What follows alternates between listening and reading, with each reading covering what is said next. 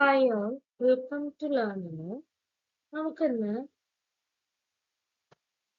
PYT 122 Chemistry for Information Science and Electrical Science-ലെ university ക്വസ്റ്റ്യന്റെ ആൻസേഴ്സിന്റെ എക്സ്പ്ലനേഷൻസ് ആണ് നോക്കാൻ പോകുന്നത്. ഓക്കെ, അപ്പോൾ ഇന്ന് പാർട്ട് എ, അതായത് 3 മാർക്ക് ക്വസ്റ്റ്യൻസിന്റെ എക്സ്പ്ലനേഷൻസ് ആണ് പറയുന്നത്.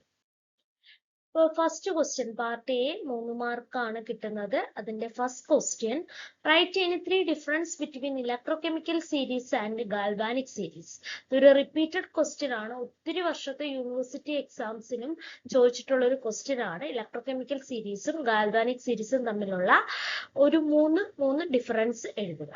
ഇനി ഇലക്ട്രോകെമിക്കൽ സീരീസില് E0 മെഷർ ചെയ്യുന്നത് for metals and non metals. But in the case of galvanic series E0 is measured only for metals and alloys. Electrochemical series എന്ന് പറഞ്ഞത് റിഡക്ഷൻ പൊട്ടൻഷ്യൽ E0 വാല്യൂ കണ്ടുപിടിക്കുക. Galvanic series എന്ന് പറഞ്ഞാൽ corrosion tendency കണ്ടുപിടിക്കാനാണ്. E0 is measured by dipping pure metal in 1 molar salt solution. ഒരു molar salt സൊല്യൂഷനിൽ pure മെറ്റലിനെ dip ചെയ്ത് വെച്ചിട്ടാണ് നമ്മൾ E0 വാല്യൂ കണ്ടുപിടിക്കുന്നത്. Zinc in zinc sulphate solution, copper in copper sulphate solution. Then E0 is measured by dipping metals and alloys in unpolluted seawater. Galvanic സീരീസിലെ corrosion tendency കണ്ടുപിടിക്കണമെങ്കിൽ മെറ്റൽസിനെയും അലോയ്സിനെയും അൺപൊല്യൂട്ടഡ് see വാട്ടറിൽ dip ചെയ്ത് വെക്കുക. SH is used as a reference electrode in electrochemical series.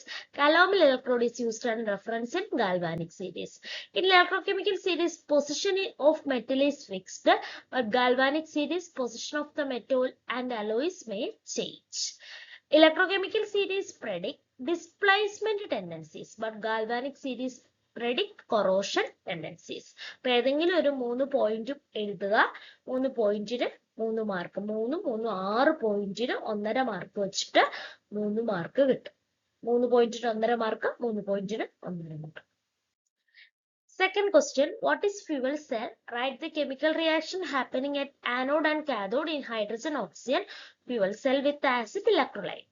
ഒരു fuel cell എന്ന് പറഞ്ഞാൽ it is a electrochemical device that produce electricity without combustion by combining hydrogen and oxygen to produce water and heat.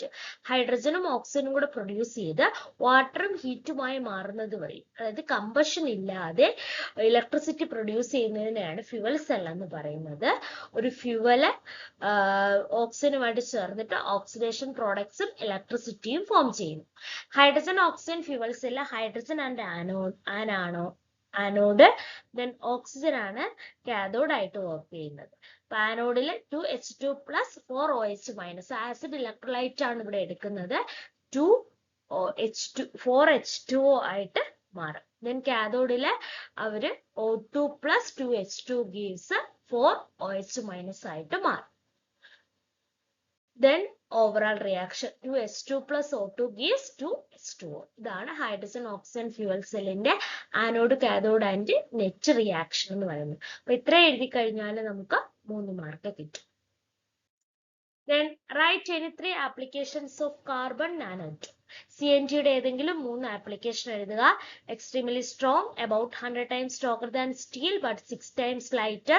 They have a unique electronic and mechanical property. They are 10,000 times thinner than human hair. They possess very high tensile strength and stiffness. ഏതെങ്കിലും ഒരു 3 point പഠിച്ച് എഴുതുക.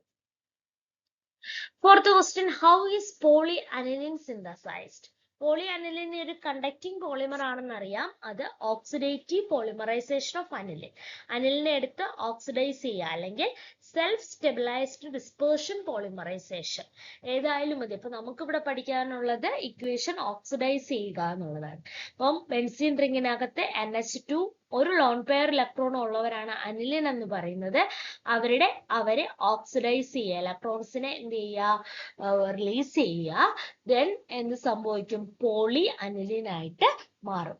Aniline on oxidisation gives poly aniline. അപ്പൊ ഈ equation ആണ് പകുതി mark വരുന്നത്. പിന്നെ ഏത് പ്രോസസ് ആണെന്നും കൂടെ എഴുതുക. പോളി അനിലിൻ ഒരു കണ്ടക്ടിങ് പോളിമർ ആണ്. Then fifth question, write any 3 application of dielectric thermal analysis DETA.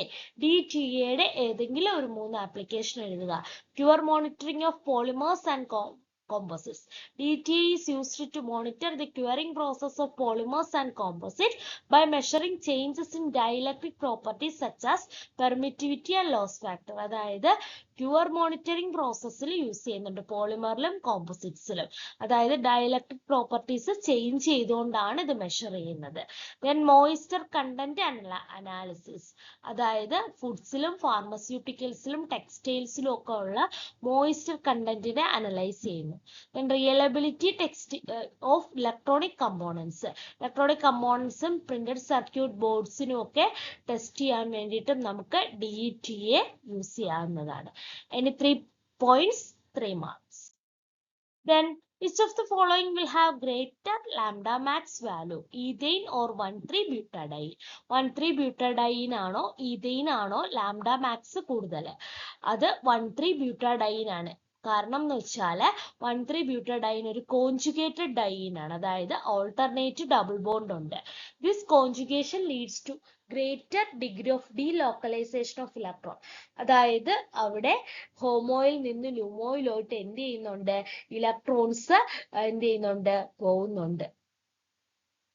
Okay, അതായത് ഹയസ്റ്റ് ഒക്കുപ്പൈഡ് മോളിക്കുലർ ഓർബിറ്റലും ലോവസ്റ്റ് അൺഒക്കുപ്പൈഡ് മോളിക്കുലർ ഓർബിറ്റലും. അപ്പോൾ ഗ്രൗണ്ട് സ്റ്റേറ്റിൽ നിന്ന് എക്സൈറ്റഡ് സ്റ്റേറ്റിലേക്ക് ഇലക്ട്രോൺസ് എന്ത് ചെയ്യുന്നുണ്ട്, പാസ് ചെയ്യുന്നുണ്ട്. തിരിച്ച് ഗ്രൗണ്ട് സ്റ്റേറ്റിൽ നിന്ന് എക്സൈറ്റഡ് സ്റ്റേറ്റിലോട്ട്.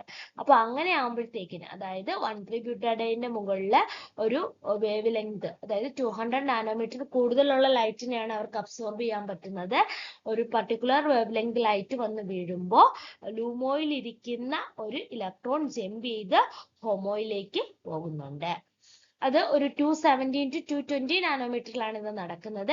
ബട്ട് ഈഥെയിന്റെ കേസിൽ അവിടെ ഡബിൾ ബോണ്ട് ഒന്നും തന്നെ ഇല്ല. അതുകൊണ്ട് തന്നെ 162 to 167 നാനോമീറ്ററിൽ ഈ പ്രോസസ്സ് നടക്കുന്നത്. അപ്പൊ alternate double bond and single bond ആണ് അതിന്റെ ആ ഒരു കീ വേർഡ് എന്ന് പറയുന്നത്.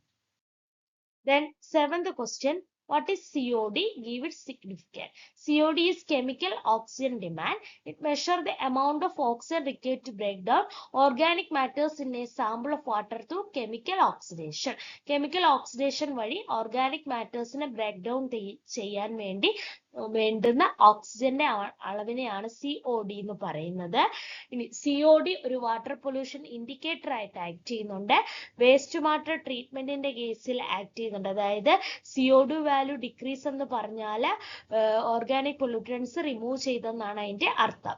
ദെൻ എൻവയോൺമെന്റൽ മോണിറ്ററിംഗ്, വാട്ടർ ക്വാളിറ്റി റിവറിലും ലേക്കിലും ഒക്കെ ഉള്ള വാട്ടർ ക്വാളിറ്റി ചെക്കിംഗ് വഴി എൻവയോൺമെന്റൽ മോണിറ്ററിംഗിനും COD സഹായിക്കുന്നുണ്ട്.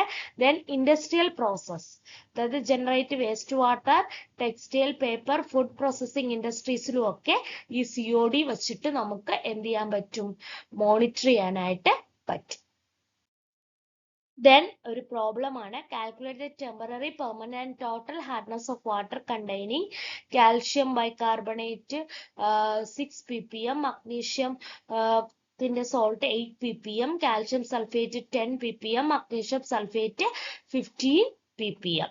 അപ്പൊ ഇത്രയും ഇതിൽ നിന്ന് ടെമ്പററി പെർമനന്റ് ടോട്ടൽ ഹാർഡ്നെസ് കണ്ടുപിടിക്കുക. ടെമ്പററി ഹാർഡ്നെസ്സിന് കാരണം ബൈകാർബണേറ്റ്സ് ആണ്. പെർമനന്റ് ഹാർഡ്നെസ്സിന് കാരണം സൾഫേറ്റ്സും ക്ലോറൈഡ്സും നൈട്രേറ്റ്സും ഒക്കെയാണ്. അപ്പൊ ടെമ്പററി ഹാർഡ്നെസ് കണ്ടുപിടിക്കാൻ വേണ്ടിയിട്ട് നമുക്ക് ആദ്യത്തെ കോമ്പൗണ്ടിനെ എടുക്കാം. അത് 6 ppm ആണുള്ളത്. രണ്ടാമത്തത്, അതായത് ബൈകാർബണേറ്റ് കോമ്പൗണ്ട്സ് ആണ് എടുക്കുന്നത്. കാൽഷ്യത്തിന്റെ ബൈകാർബണേറ്റ് 6 ppm, മഗ്നീഷ്യത്തിൻ്റെത് 8 ppm. ഇതിന്റെ ഇക്വലന്റ് വെയിറ്റ് എന്ന് പറഞ്ഞാൽ 50 ആണ്. മഗ്നീഷ്യത്തിന്റെ ബൈകാർബണേറ്റിന്റെ ഇക്വലന്റ് വെയിറ്റ് 33. അപ്പൊ ടെമ്പററി ഹാർഡ്നെസ് കണ്ടുപിടിക്കാൻ വേണ്ടിയിട്ട് ഇക്വേഷൻ എന്ന് പറഞ്ഞാൽ mass of hardness producing substance into equivalent weight divided by എന്താണ് 100 എന്നാണ് നമ്മുടെ ഇക്വേഷൻ വരുന്നത്. അപ്പൊ 6 into 50 divided by 100, that is 3 ppm. Likewise എന്ത് ചെയ്യണം, 8 into 33 ആണ് മഗ്നീഷ്യം കാർബണേറ്റിന്റെ ഇക്വലന്റ് വെയിറ്റ് ഡിവൈഡഡ് ബൈ 100. നമ്മൾ കാൽഷ്യം കാർബണേറ്റിന്റെ ഇത് വെച്ച് റെഫറൻസ് വെച്ചിട്ടാണ് നമ്മൾ ചെയ്യുന്നത്. ഇനി ഇത് രണ്ടും കൂടെ കൂട്ടുമ്പോഴത്തേക്കിന് ടോട്ടൽ ടെമ്പററി ഹാർഡ്നെസ് കിട്ടും.